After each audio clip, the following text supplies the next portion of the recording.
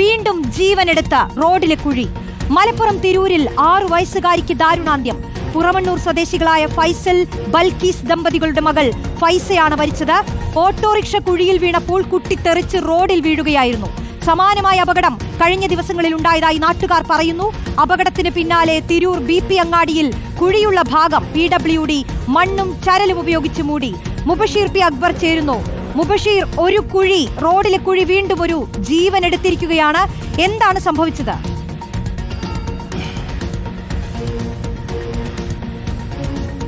പല മേഖലകളിലായിട്ട് കുഴികൾ പലതരത്തിലുള്ള അപകടങ്ങൾ ഉണ്ടാക്കുന്നുണ്ട് റോഷ്ടി, നമുക്കറിയാം. അതിലേറ്റവും ഒടുവിൽ ഒരു ദാരുണാന്ത്യം കുഴിയിൽ വീണതിനെ തുടർന്നൊരു കൊച്ചുകുട്ടിക്കുണ്ടായിരിക്കുന്നു എന്നുള്ളതാണ് ഏറ്റവും പ്രധാനപ്പെട്ട കാര്യം. മലപ്പുറം തിരൂരിൽ ഇന്നലെ രാത്രിയോടുകൂടിയാണ് ഒരു അപകടം ഉണ്ടായിരിക്കുന്നത്. തിരൂർ BP അങ്ങാടി ഭാഗത്ത് വെച്ച് ഏകദേശം 9:30 മണിയായിട്ടുണ്ടാവും. ആ ഒരു ഭാഗത്തു കൂടി കടന്നു പോവുകയായിരുന്ന ഒരു കുടുംബത്തിൽപ്പെട്ട കുട്ടി ഓട്ടോറിക്ഷ വാഹനത്തിൽ നിന്നും തെറിച്ചു വീഴുകയും ഗുരുതരമായി പരിക്കേൽക്കുകയും തൊട്ടടുത്ത ആശുപത്രിയിൽ എത്തിച്ചെങ്കിലും ജീവൻ രക്ഷിക്കാൻ സാധിക്കാതെ മരണത്തിന് കീഴടക്കുകയായിരുന്നു. ഏറ്റവും സങ്കടകരമായിട്ടുള്ള കാര്യമാണ്. ഞാനിപ്പോൾ നിൽക്കുന്നത് മരിച്ച മലപ്പുറം വളാഞ്ചേരി പുറമണ്ണൂർ സ്വദേശി പണിക്കപ്പറമ്പിൽ ഫൈസൽ ബൽക്കീസ് ദമ്പതികളുടെ മകൾ 6 വയസ്സുള്ള ചെറിയ മകൾ ഫൈസ എന്ന് പറയുന്ന കുട്ടിയാണ് മരിച്ചിരിക്കുന്നത്. കുട്ടിയുടെ പൊതുദർശനം അല്പസമയം മുമ്പാണ് ഞാനിപ്പോൾ നിൽക്കുന്ന കുട്ടി പഠിച്ചിരുന്ന പുറമണ്ണൂർ UP സ്കൂളിൽ പൂർത്തിയായിരിക്കുന്നത്. ഇവിടെ നിന്നും കുട്ടിയുടെ മൃതദേഹം വീട്ടിലേക്ക് കൊണ്ടുപോകും. അവിടെ അല്പസമയം പൊതുദർശനം ഉണ്ടാകും. ബന്ധുക്കൾ ഉൾപ്പെടെയുള്ള ആളുകൾ അവിടെ കാത്തിരിക്കുന്നത്. അതിനുശേഷമായിരിക്കും ഖബറടക്കം ഉൾപ്പെടെയുള്ള ചടങ്ങുകൾ തൊട്ടടുത്ത ഖബർസ്ഥാനിൽ നടക്കുക. ഇപ്പോൾ നാട്ടുകാരൻ കൂടിയായിട്ടുള്ള ഒരാൾ നമ്മളോടൊപ്പം ചേരുന്നുണ്ട്. എന്താണ് കഴിഞ്ഞ ദിവസം സംഭവിച്ചതെന്നതിനെ കുറിച്ച് അദ്ദേഹം നമ്മളോട്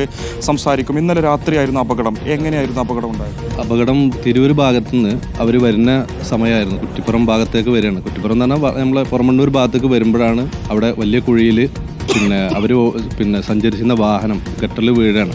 അതിൽ നിന്ന് ഡോറ് തുറന്ന് കുട്ടി തെറിച്ച് വീഴാണ് ഉണ്ടായത്. കുട്ടിയുടെ അടുത്തുള്ള സ്വകാര്യ ആശുപത്രിയിൽ പ്രവേശനങ്ങളും രക്ഷിക്കാനായില്ല. പിന്നെ അവിടുന്ന് ഇന്ന് രാവിലെയാണ് നമ്മൾ ബാക്കിയുള്ള കാര്യങ്ങളെല്ലാം കഴിഞ്ഞ് ഇന്നിപ്പോൾ വീട്ടിലേക്ക് എത്തിച്ചിട്ടുള്ളത്. ഇന്നലെ തിരൂർ ജില്ലാശുപത്രിയിലെ ബന്ധുവിനെ കണ്ടതിന് ശേഷം ഓട്ടോറിക്ഷയിൽ കുടുംബവും ഒത്തായിരുന്നു ഫൈസ വന്നിരുന്നത്. ഈ തിരൂർ BP അങ്ങാടി എന്ന് പറയുന്ന റോഡിൽ വളരെയധികം കുഴികളുള്ള മേഖലയിലെത്തിയ സമയത്ത് ഓട്ടോറിക്ഷ കുഴിയിൽ വീഴുന്നു. അതിനെ തുടർന്ന് ഓട്ടോറിക്ഷയിൽ നിന്നും കുട്ടി തെറിച്ച് താഴേക്ക് വീഴുന്നു. ഗുരുതരമായ പരിക്ക് ആ സമയത്ത് തന്നെ സംഭവിച്ചു. അതെ, അപ്പോൾ ആ സമയത്ത് തന്നെ സംഭവിച്ചിട്ടുണ്ട്. അതിൻ്റെ കൂടെ തന്നെ കുട്ടി സംസാരിച്ചിട്ടുണ്ടായിരുന്നു സമയത്ത്. പക്ഷേ അതിൽ തലക്കോ വയറിനിലൂടെ ആണ് ഏറ്റവും കൂടുതൽ സംഭവിച്ചിട്ടുള്ളതാണെന്നാണ് പറയുന്നത്. നമ്മൾ കൂടുതൽ റിപ്പോർട്ടിൽ നോക്കുമ്പോഴും അങ്ങനെ തന്നെയാണ് കാണുന്നത്.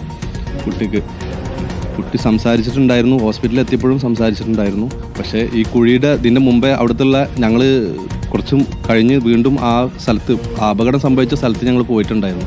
അപ്പോൾ അവിടുത്തെ കച്ചവടക്കാരും പറഞ്ഞത് ഇവിടെ സ്ഥിരം ഇതന്നെയാണ്. ഈ കുഴി അടക്കുക എന്നുള്ളൊരു ഇതുവരെ വന്നിട്ടില്ല. ഓട്ടോമാറ്റിക്കലി അവരെ ഇതുകൊണ്ട് എങ്ങനെയും കുഴി അടച്ചു കഴിഞ്ഞാലും പിറ്റേ ദിവസം വീണ്ടും അത് തുറന്നിട്ട് ആറൊന്നും ഇല്ലാത്തതുകൊണ്ട് നമ്മൾ മണ്ണൊക്കെ ഇട്ടിട്ടാണ് അത് അടയ്ക്കുന്നത്. ചെറിയ കുട്ടിയുടെ ഉയരത്തിൽ അത്രത്തോളം ആഴമുണ്ടാ കുഴിക്ക്? അതെ, ചെറിയ കുട്ടി വീണാൽ തന്നെ നമുക്കത് വലിയ അപകടങ്ങൾ സംഭവിക്കുന്നുണ്ട്. ഇപ്പം ഇന്നലെ ഞങ്ങൾ രാത്രി ഏകദേശം ഒരു 3:30 മണിക്ക് അവിടെ എത്തിയ സമയത്ത് തന്നെ അവിടെ ഒരു ബൈക്കുകാരൻ വീണ് ഞങ്ങൾ കൺമുമ്പിൽ കണ്ടിട്ടുണ്ടായിരുന്നു ഈ വീഴ്ച.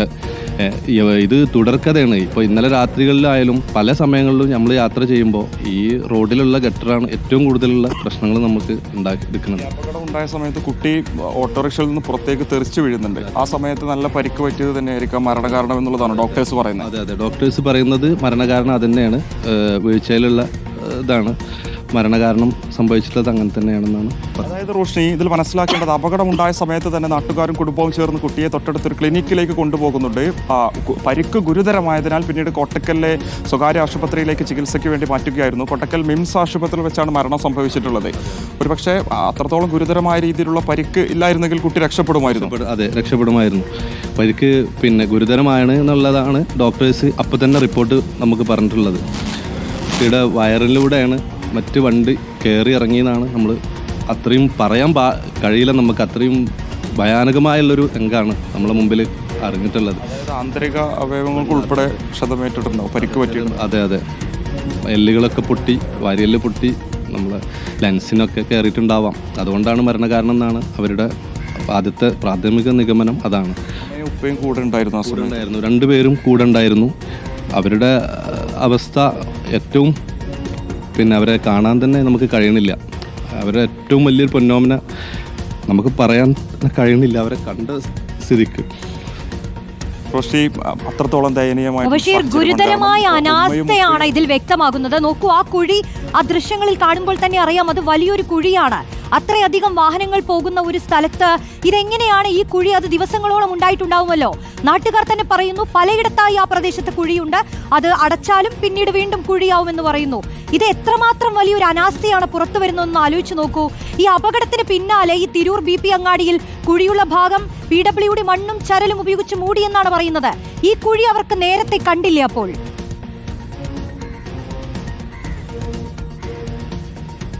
ഏറ്റവും പ്രധാനപ്പെട്ട കാര്യം റോഷി, ഇപ്പോൾ കഴിഞ്ഞ ദിവസം ഈ ഒരു 6 വയസ്സുകാരിയുടെ മരണത്തിനിടയാക്കിയ അപകടമുണ്ടായതിന് സമാനമായ രീതിയിൽ കഴിഞ്ഞ ദിവസങ്ങളിൽ അവിടെ അപകടമുണ്ടായിട്ടുണ്ട്. കുട്ടികൾ അപകടത്തിൽപ്പെടുന്ന സാഹചര്യമുണ്ട്. തൊട്ടപ്പുറത്ത് സ്കൂളുകളുണ്ട്, കോളേജുകളുണ്ട്.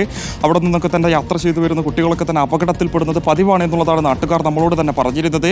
എന്തായാലും അതിൽ ഏറ്റവും ഒടുവിൽ 6 വയസ്സുകാരിയുടെ മരണം ബലി കൊടുക്കേണ്ടി വന്നു.